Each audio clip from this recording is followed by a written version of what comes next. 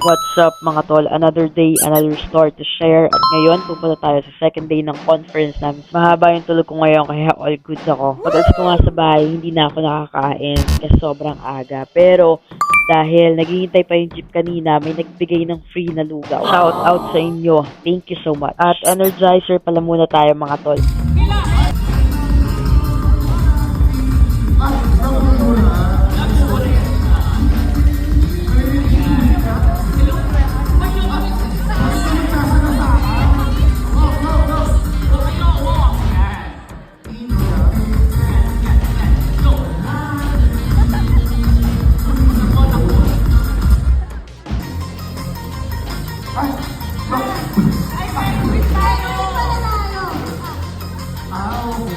Are you okay? Just a little bit united. You're fine.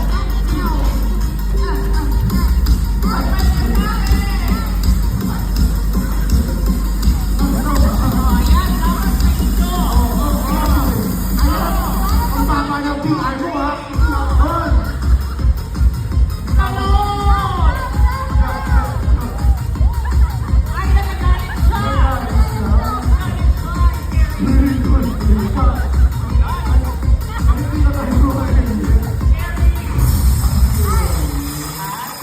And welcome, Mr. Michael Angelo Labrie! Teleradyo, tuwing linggo ng umaga, kung hindi nyo po ako napuposesa ng namumukaan, isa lang po ang totoo, wala kayong TV at wala po kayong radyo. So kayo po ay very difficult na tao, sa Tagalog, mahirap po kayo, ha?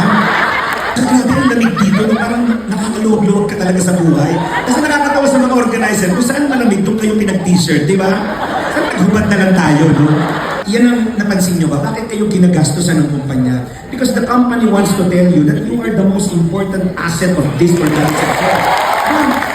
Akala nyo ba muna yung mga speaker nyo, binilang ko, alam ko lahat ng talent Pinoy ngayon. Sabi ko, nakakaluwag-luwag sa buhay. Like si Michelangelo, kundi ko sa kaibigan, Ma'am Trixie Dakanay. Yan ang nag-i-invite sa akin. Siya ang una ko naloko noon, no? Hindi pa ako ganun kasikat noon. Don't take life seriously. Ask me why. Because life is not taking us seriously. Sa palagay nyo ba, pag kayo namatay, titigil ang mundo, sabi mo to, ay okay, wala na siya. Kala nyo ba, titigil ang kumpanya ninyo pag wala kayo dito? Hindi, magpapatuloy ito. Yes, mahalaga ang trabaho, pero kayo magpakamatay sa trabaho. Hindi ba ipapamana sa inyo yung kumpanya nyo? Kayo ba magiging tagapagmana? Hindi. Mahalin ang kumpanya sa level ng tamang pagmamahal without you sacrificing your family.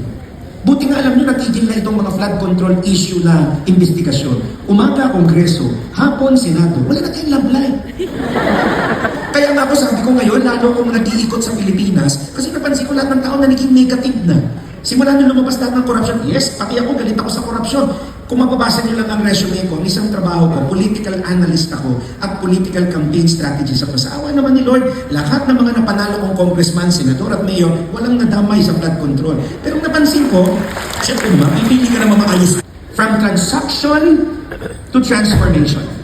Once upon a time, this industry was built in transactions. You met a client, show the product, kailangan magbubukas ka ng bagong buhay. You are not just selling policies, you are shaping possibilities. But transformation begins with sincerity. A transaction is recorded in your books, but transformation is recorded in people's hearts. Think about it, dear friends. When a client calls you after a loved one dies and says, "Thank you, because of what you did, my family is okay." Now, that's not a transaction. That's transformation. Alam niyo po, lagi ko sinasabi sa mga tao, bakit mo gagawin ito? Kasi una, maiksi lang ang buhay. Si Michelangelo, 43 na ho ako. Mukha lang akong fetus. Pero 43 na ho ako. Noong nag-43 na ako, natakot na ako. Kasi sabi ho ng Bible, the life of man is 70, 80 for those who are strong. So palagay na natin, nag-aral ako sa Assumption College. So I will assume, naaabot ako ng 80. Kahit umabot pa ako ng 80, bilang ko na eh. 80 minus 43, may 37 na Pasko na lang ako. 37 na bagong taon, 37 na birthday, 37 na ganitong taonan kung iimbitahin niyo pa ako. After nun, patay na ako. Natakot na ako. Pero na-realize ko, ang buhay wala yan sa edad.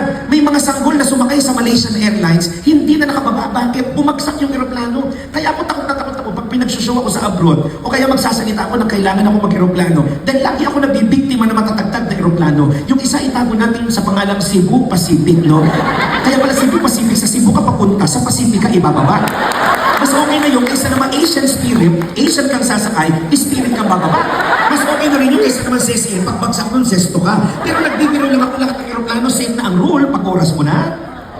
Kahit anong katok mo sa puno ng kahoy, kahit anong kagat mo sa puno ng akasya, pag mamamatay ka na girl, mamamatay ka na. Sabi ko nga po, okay, dapat para gamitin yung Santo Niño kumakanta.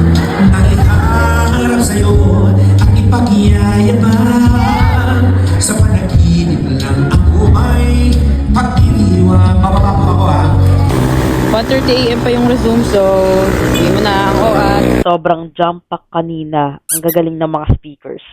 Group 2, Group 1, Group 3, Group 3, Group 4, Group 4, Group 4, Group 1, Group 1, Group 1. Give me a guide questions na i-share ko. But because yesterday and today, In long-term success and a calling to aspire as a leader of people. that in everything that we do. Share that portal. And we're proud to say, oh, 500,000 policyholders in G Insure. Alam niyo ba kung ilan yung account ng gambling? 30 million plus. That is the difference. Because if you rely on a digital platform,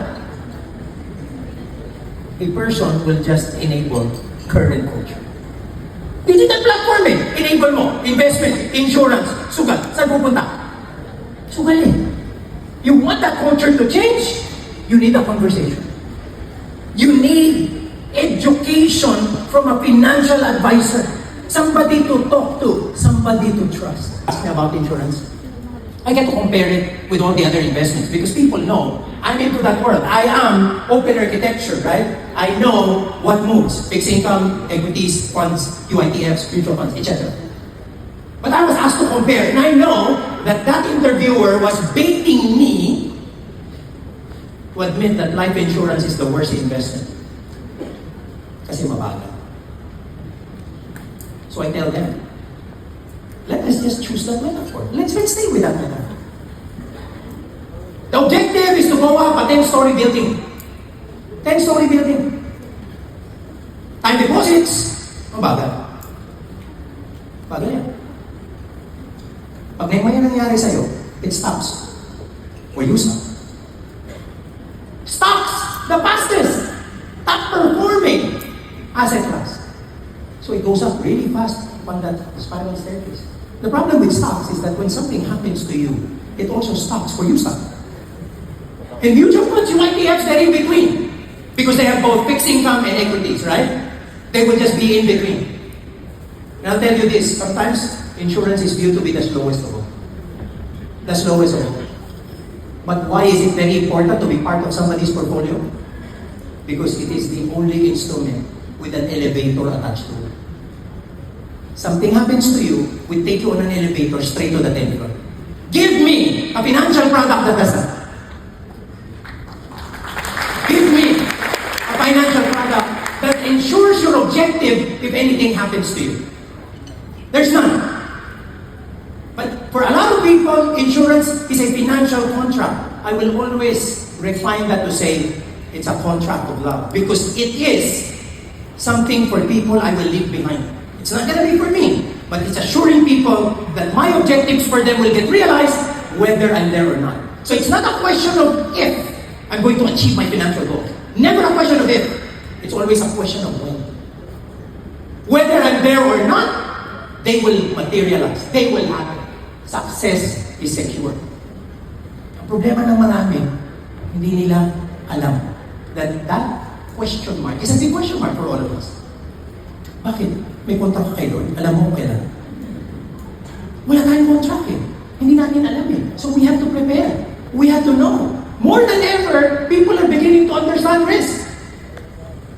Right now, people know and understand and appreciate risk better. Before, when all of these black swans never happened, it's almost like they can do anything, right?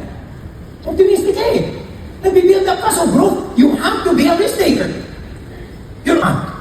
Let me repeat this. Are not on active status. They can only be on active status when they get invested and get mobilized by our companies, by our institutions.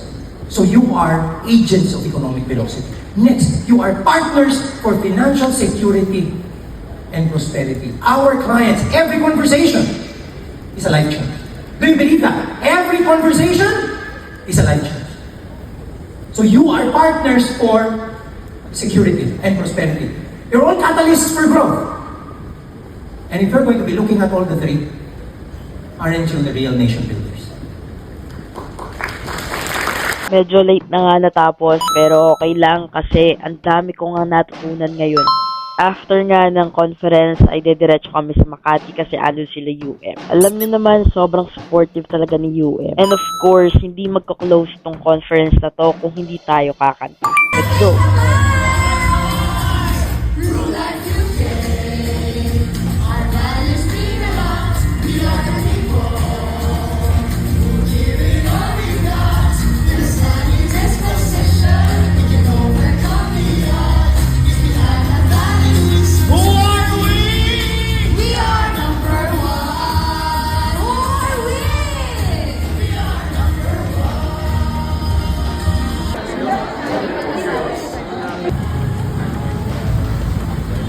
Ang sarap nga ng mga in-order na food ni UM tsaka ni Kuya Ju. Sobrang thankful din ako kasi sobrang, alam mo yun, hindi ka talaga papabayaan kapag ka nandito ka. Yun lang muna mga tol. Bye.